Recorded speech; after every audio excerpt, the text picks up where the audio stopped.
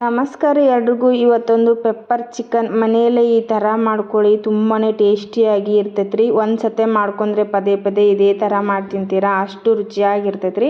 ಒಂದು 1/2 kg chicken ತೊಗೊಂಡು ಅದಕ್ಕೆ ಸ್ವಲ್ಪ ಉಪ್ಪು, ಖಾರ, ಸ್ವಲ್ಪ ಶುಂಠಿ ಬೆಳ್ಳುಳ್ಳಿ ಪೇಸ್ಟು, ಒಂದು ಅರ್ಧ ನಿಂಬೆಕಾಯಿ ಹಾಕಿ 1/2 hour ಅದನ್ನು ಮಿಕ್ಸ್ ಮಾಡಿ ಮ್ಯಾಗ್ನೇಟ್ ಮಾಡಿ ಇಟ್ಕೊಳ್ಳಿ. ಆಮೇಲೆ ಒಂದು ಬಾಣಲೆಯಲ್ಲಿ 1-2 ಸ್ಪೂನು ಪೆಪ್ಪರು, ಕಾಳುಮೆಣಸು, ಆಮೇಲೆ 1-2 ಸ್ಪೂನ್ ಧನಿಯಾ, 1 ಸ್ಪೂನು ಸೋಂಪು, 1 ಸ್ಪೂನ್ ಜೀರಿಗೆ ಹಾಕಿ ಚೆನ್ನಾಗಿ ಇದನ್ನು ಹುರ್ಕೊಂಡು ಪುಡಿ ಮಾಡಿ ಇಟ್ಕೊಳ್ಳಿ.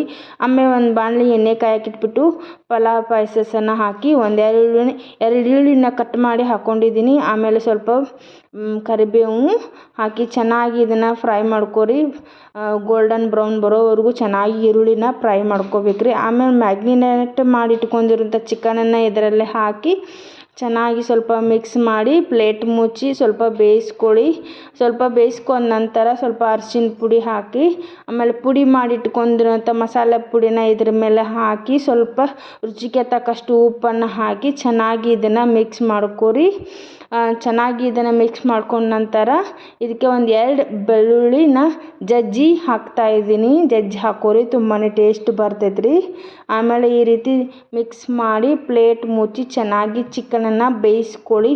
ಬೇಯಿಸ್ಕೊಂಡ ನಂತರ ಮತ್ತೆ 1 ಸ್ಪೂನು ಪೆಪ್ಪರ್ ಪುಡಿ, ಆಮೇಲೆ ಕಾರ್ನ್ಫ್ಲೋರ್ ನೀರಲ್ಲಿ ಮಿಕ್ಸ್ ಮಾಡಿದ್ರೊಂದನ್ನು 1 ಸ್ಪೂನು ಹಾಕ್ಕೋತಾ ಇದ್ದೀನಿ. ಆಮೇಲೆ ಹಾಕ್ಕೊಂಡು ಈ ರೀತಿ ಮಿಕ್ಸ್ ಮಾಡ್ಕೊರಿ. ಮೇಲೆ ಸ್ವಲ್ಪ ಹಸಿಮೆಣ್ಸಿನ್ಕಾಯನ್ನು ಈ ರೀತಿ ಕಟ್ ಮಾಡಿ ಆಮೇಲೆ ಹಾಕ್ಕೊಳ್ಳಿ.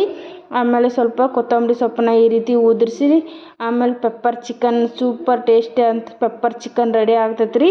ನಮ್ಮ ವಿಡಿಯೋ ಇಷ್ಟ ಆದರೆ ಒಂದು ಲೈಕ್ ಮಾಡಿ, ಶೇರ್ ಮಾಡಿ, ಸಬ್ಸ್ಕ್ರೈಬ್ ಮಾಡ್ಕೊರಿ.